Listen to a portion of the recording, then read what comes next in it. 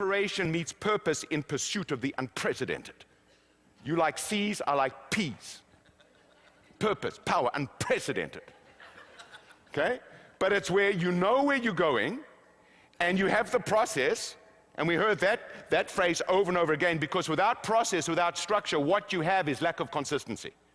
Process is what gives you the consistency, but in pursuit of the unprecedented.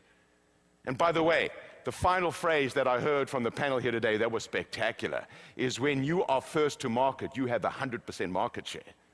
Ooh, I got that in a heartbeat. I want to start with 100% market share. I might give away 1 or 2 points. That's great. It's the result of tenacity and toughness. You know, you're looking at a man who knows that in the game of life, it's not about who's right, it's about who's left. And so what you've heard here today is the result of trial and error and a lot of conversation and a lot of debate that has been presented to you. How many of you have ever seen a performance of Cirque du Soleil? Okay, great. So for me, it is potentially Canada's greatest export. Now, when you watch a performance of Cirque du Soleil, all you see is consummate professionalism. All you see is one wow after another, but what you didn't see was the heartache and the pain and the extreme exertion that it took to get them to that level of preeminence. So without tenacity, without toughness, without the ability to take a licking and keep on ticking, then you don't even get to that place. And I'll talk a little bit about the management of one's emotions in a moment.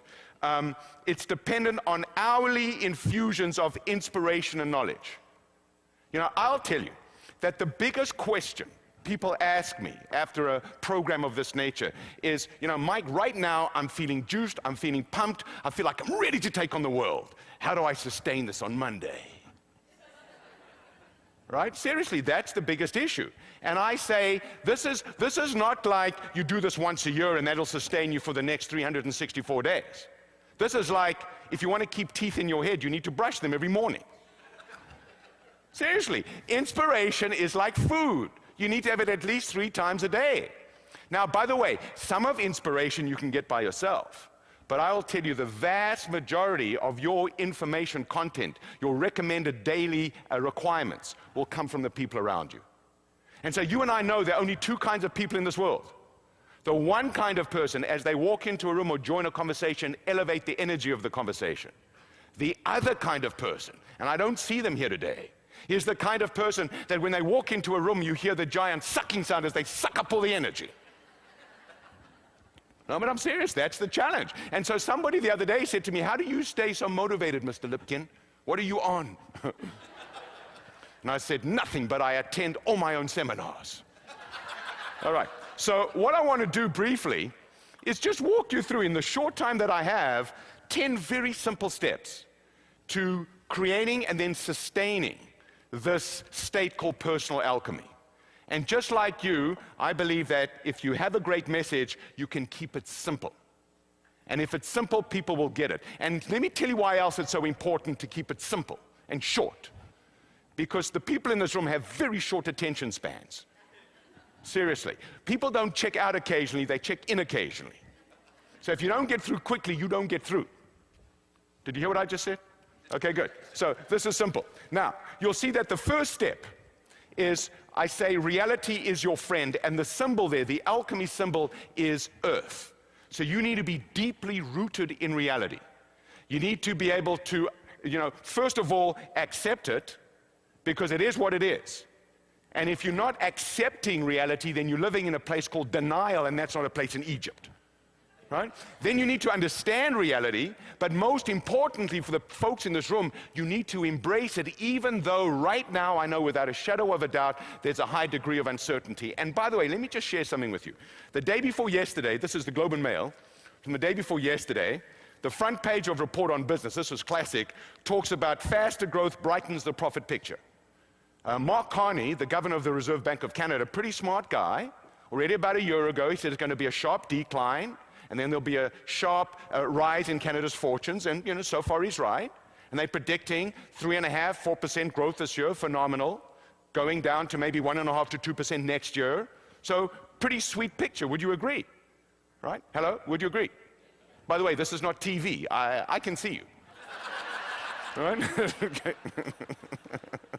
But then, in the very same paper, on the Globe Life, it says, post-recession workplace disorder. They're talking about how people are exhausted and burnt out and cynical and pessimistic and scared to take risks, scared to place big bets. And there's a great subhead here that says, not everyone has been liberated by the recovery. Some cubicle warriors are finding that 2 years of putting out fires has snuffed their creative spark. What about yours? Has your creative spark been snuffed? Or has it been reignited? Because that's the challenge that we have. And as a research company, we track social values. And that is, what are the forces driving Canadians at the deepest level? And I'll tell you, the number one thing that we are seeing is that the slump in Canada has extended way beyond people's wallets. From 2001 to 2008, we saw Canadians moving into a highly desirable state. They were more confident, they were more idealistic, they were even more individualistic as they banked on their success and built on their success. But the shock of 2009 was so severe that Canadians are now questioning everything. And so we're seeing a degree of hesitation. We're seeing a degree of what we call anomie, that means lack of goals or focus.